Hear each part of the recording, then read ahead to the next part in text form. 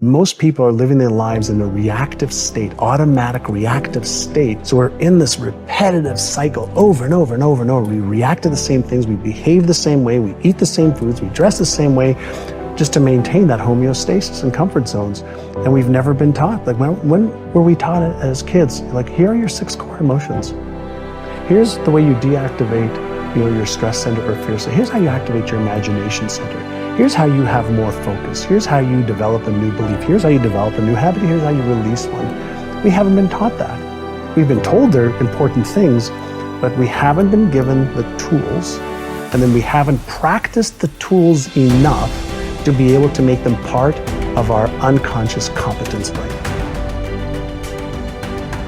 Let's say you've been ill long enough, you've had health problems long enough, and you say, that's it, that's over. I'm gonna now start a program.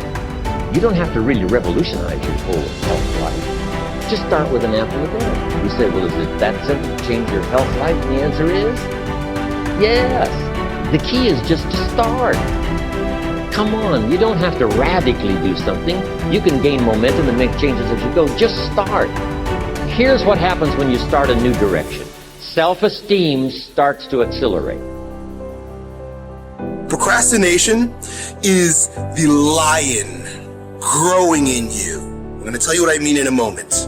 But essentially, you're becoming a man and you're moving into a new phase in your life where you're beginning to say, no, I won't. Every time you set this big goal, you never get it accomplished because you never break it up in manageable pieces.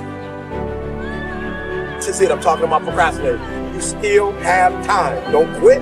Don't give up. Still have time. You can do it. You can make it happen, but you can't do it procrastinating. You can't do it talking about it, all right? So I just want to go back and recap because I want to make sure you hear what I'm saying. But I dare you, I double dare you to do exactly what you said you were going to do when the year started because it's not too late.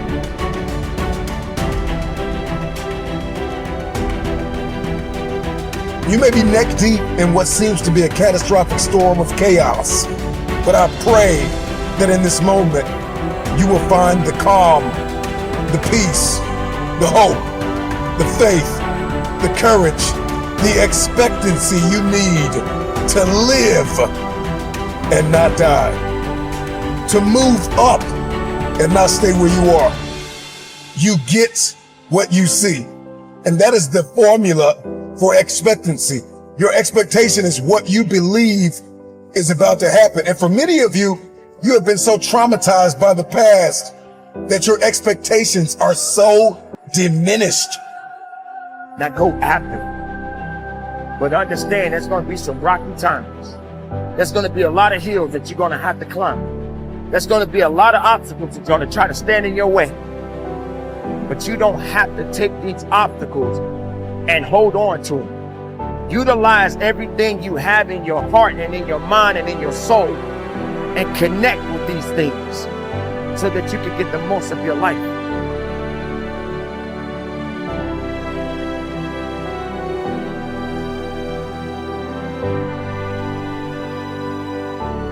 To sustain motivation, you have to do 2 things you probably already know. First, you have to focus. Now, before you turn off the video or go to the next one, listen to this. A lot of people have that initial desire, but they don't look at their goals every single day. They don't revisit every single, let's say, Sunday and say, how did I do this week?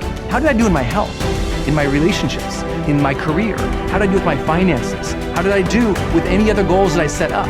You have to have that daily discipline to look and focus on what you're doing, and that weekly review. You also have to have the ability to avoid distractions. One of the reasons people love my book, The Motivation Manifesto, is this teaches you how to set boundaries, how to say no, how to push away distraction to own your life again. But here's the deal. When you're focusing on something and you're really dialing in, it also brings your full presence into something, so you perform at higher levels. The second thing you need, outside of focus, is sane motivation, is everyday effort.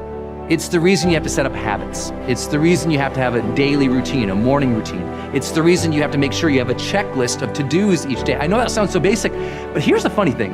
A lot of people think they'll have motivation one day, then they'll put the effort out. It's like motivation first, they think, then effort comes. the motivation inspires the effort, right? It's actually the opposite in the science of motivation. It's with daily effort that motivation comes. I like to tell people this, with momentum comes more motivation.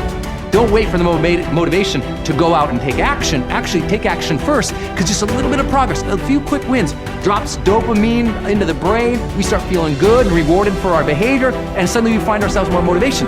So here's the thing. Set 3 goals each day.